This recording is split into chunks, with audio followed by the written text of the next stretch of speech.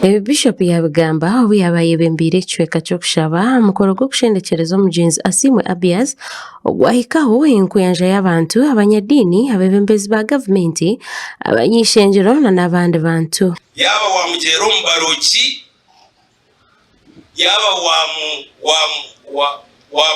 wamugera n'abatemu yaba wamuhereza obutwa muhomperwa abamwe agenda ahereza omuntu obutwa muhomperwa afa mpora.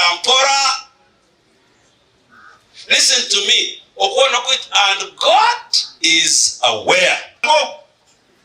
God is an affair.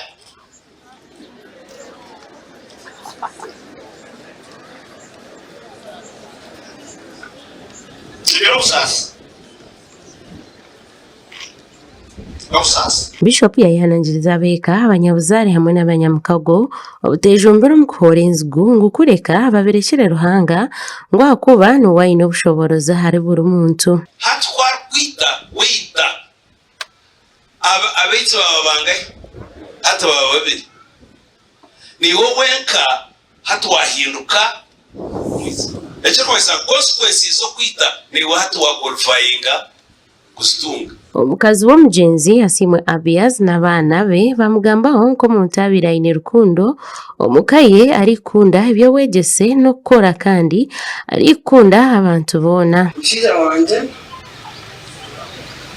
nkunda munonga nakunda abaana be boona nakunda eka yakunda n'abantu boona nakunda ekyaro kyona mbwenu nafeerwa nkatwe nafeerwa nyenka n'abantu boona bafeerwa. Very great example to all of us. He has stood on a great pillar and he has educated us.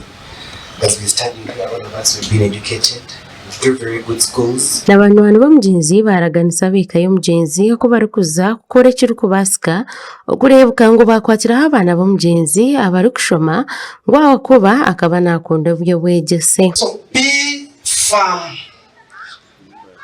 Itwe nk'abanywani ba Abias nk'abanyabuzaare ba Abias, we will work with you. Nelson Namuhoranya, Nelson Gwagamba na John Matinga, please let's work together and we see these kids through. The 6 of them.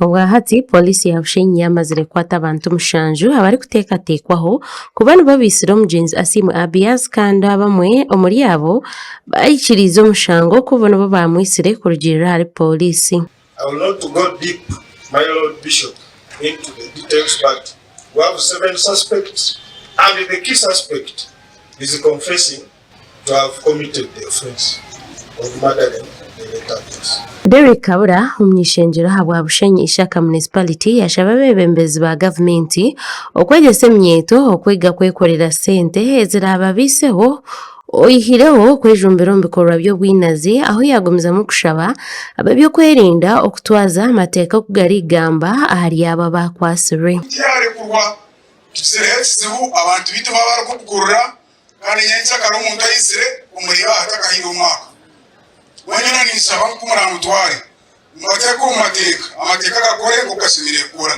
kandi tutaba turi abantu batandikire kuhumuraho kandi okaza kuhurira ng'omuntu ori ahera mu rwebero bisatu. Bishop yahindira nashaba abebembezi okurekeraho ekibi ekyokurya enguzi ngu kureka baba beesigwa kandi abanyamazima. Be objective. Dear police, army, our leaders in the government, be fair, be objective. Do not allow money to confuse your thinking. Omugenzi afeera myaka 57 kandi yasiga omukazi hamwe n'abaana 6. Abias akakoraho nka Chief Finance Officer wa Bushenyi aho yafeera abirayo mbazi w'ebitabo kandi hari kushubura. Amakuru aga gashakwa Olivia na Sasra muri Bushenyi.